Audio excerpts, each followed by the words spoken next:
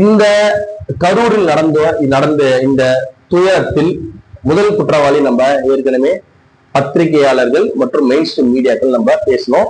எத்தனை பேர் ஏத்துப்பீங்க, எத்தனை பேர் இல்லைன்னு சொல்ல போறீங்கன்றது எனக்கு தெரியல. ஆனா ஏன் மனசுல படுறது அதுதான். அதுக்கு அடுத்தபடியாக இந்த துயர் நடக்கிறதுக்கு அடுத்த முக்கியமான காரணம் தாவேகா தொண்டர்கள்.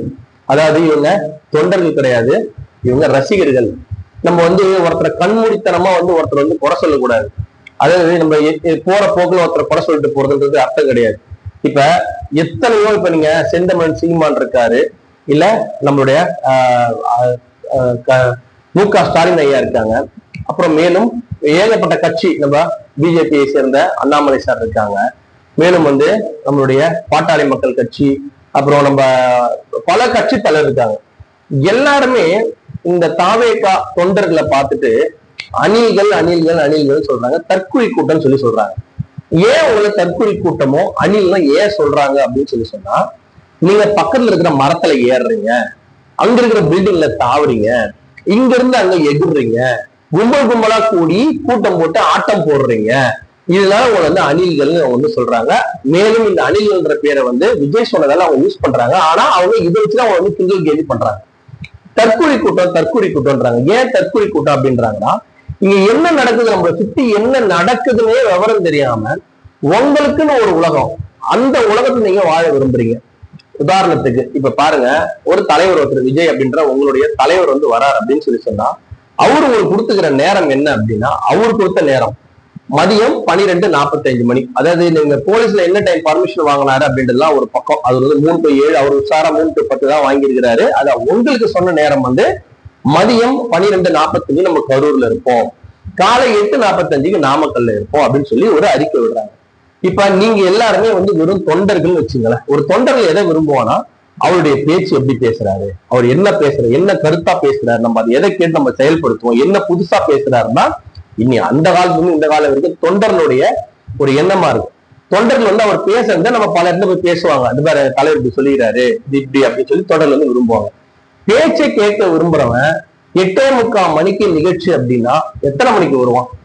அதிகபட்சம் வந்தா கூட குறைஞ்சபட்சம் ஒரு 8 மணி, 8:45 ஒரு அவர் லேட் ஆகும். 8 மணில இருந்து ஒரு 9, 9:30 வரைக்கும் கூடுவாங்க. கூடி அவருடைய பேச்சை கேட்டு, இவங்கதான் தொண்டர்கள். பேச்சை கேட்டு என்ன பண்ணுவாங்க, அதை 4 பேர்கிட்ட போய் சொல்லி, இந்த மாதிரி தலைவர் சொல்லிக்கிறாரு, இந்த மாதிரி நாங்க பண்ண போறோம் செய்ய போறோம்னு சொல்றது தொண்டர்கள் கூடுவாங்க. ஆனா நீங்க எல்லாருமே ரசிகர்கள். நீங்க ரசிகர்கள் என்ன பண்றீங்கன்னா, அவரை பார்க்கணும். உங்களோட ஒரே மோட்டிவ் என்னன்னா விஜய் சாரை பார்த்துணும். அதனாலதான் நீங்க என்ன பண்றீங்கன்னா, இப்ப நீங்க பேச்சு கேட்கணும் அப்படின்னு சொல்லி சொன்னா, அவரோட வாய்ஸ் கேட்கணும் அப்படின்னா, நீங்க அங்க ஒரு 100 அடி 500 அடி நீங்க தூரமா இருந்தா கூட அவர் பேசுறதை நீங்க கேட்கலாம். அந்த வாய்ஸ் உங்களுக்கு கண்டிப்பா கேட்கும். தூரம் இருந்து பார்த்தா கூட கண்டிப்பா அவருடைய பேஸ் தெரியும். ரொம்ப நீங்க ஒரு தலைவர் அப்படிங்கும் போது உங்களுக்கு கடந்து போற அது அவர் பேசுற இடம் ஒண்ணு இருக்கும். அப்படியே வண்டியில தூக்கி டிராவல் பண்ற தூரம் வரைக்கும் நீங்க அவரை பார்க்கலாம், அவர் பேச்சு தூரம் கேட்கலாம், எல்லாமே பண்ணலாம். ஆனா நீங்க திரையில் பார்த்த அந்த நடிகரை நேர்ல பார்க்கணுன்ற எண்ணம் உங்களுக்கு. அதான் என்ன பண்றீங்கன்னா, எல்லா நேரத்திலையும் அந்த வண்டி எங்க நிக்குதுன்றத ஃபர்ஸ்ட் நீங்க பாயிண்ட் அவுட் பண்றீங்க. அது அவங்களே சொல்லிடுறாங்க. இங்கதான் என்ன நிர்வாகி எல்லாம் சொல்றாங்க, மச்சி இங்கதான் மச்சி, நல்ல சின்ன பசங்க அவன் என்ன பண்றாங்க, மச்சி இங்கதான் மச்சி வண்டி நிக்குது, இங்கதான் நம்ம லொகேஷன் வச்சிருக்கிறோம், இங்க நம்ம இதெல்லாம் பண்றோம் சொல்லி எல்லாமே என்ன பண்றீங்க, ஒரு சீன் செட்டப் பண்ணிக்கிறீங்க. செட்டப் பண்ணிட்டு என்ன பண்றீங்க, காலங்காத்தால வந்துடுறீங்க. ஒரு 4:30 5 மணி நைட்டே வந்துடுறீங்க. சில பேர்லாம் எதுக்கு வரீங்க, அவர் பேச்சை கேட்கறதுக்காக வரீங்க, அவர் முகத்தை பார்க்க வரீங்க, அவர் எப்படி இருக்கிறாரு அதை பார்க்கறதுக்கு வரீங்க. அதை ஒரு செல்ஃபி எடுத்து ஒரு ரீல் போட்டு உண்மையா அவங்க மனசாட்சி தொட்டு பேசுங்க. நம்ம சொல்றது தப்பா இருந்தா நீங்க தாராளமா நீங்க கமெண்ட்ஸ் உங்களுடைய மனசுல வருதுல, அந்த மனசை தொட்டு நீங்க பாருங்க. நம்ம சொல்றதுல தப்பு இருந்ததுன்னா நீங்க தாராளமா சொல்லுங்க. நீங்க என்ன நினைச்சீங்க, நீங்க போறீங்கன்னா அவரை கிட்ட பார்த்து ஒரு போட்டோ எடுத்து செல்ஃபி எடுத்துட்டோம் அப்படின்னா, உங்களை சுத்தி இருக்கிற அந்த ஊர்ல ஒரு பந்தா ஒரு இது மாதிரி போட்டு ஒரு பந்தா காட்டிக்கலாம் அப்படின்ற மாதிரிதான் நம்ம கிட்ட இருந்து பார்த்தேன், அதை பார்த்தேன், இதை பார்த்தேன். இதுதான் இன்னைக்கு இருக்கிற எல்லா இளைஞர்களோட முகமும்.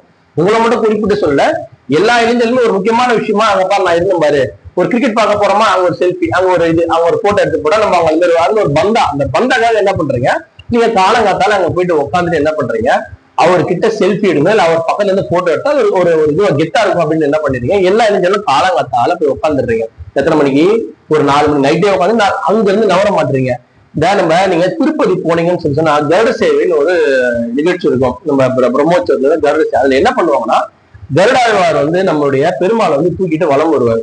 வலம் வரும்போது அவர் எந்த பக்கம்லாம் வராரோ அங்க ஃபர்ஸ்டே போய் உட்காந்துருவாங்க. சாயந்தரம் 6 மணிக்கு சில காலையில் 4 மணிக்கு உட்காந்துருவாங்க, நவரவே மாட்டாங்க. அப்பதான் ரொம்ப க்ளோஸா அவர் பார்க்க முடியும்.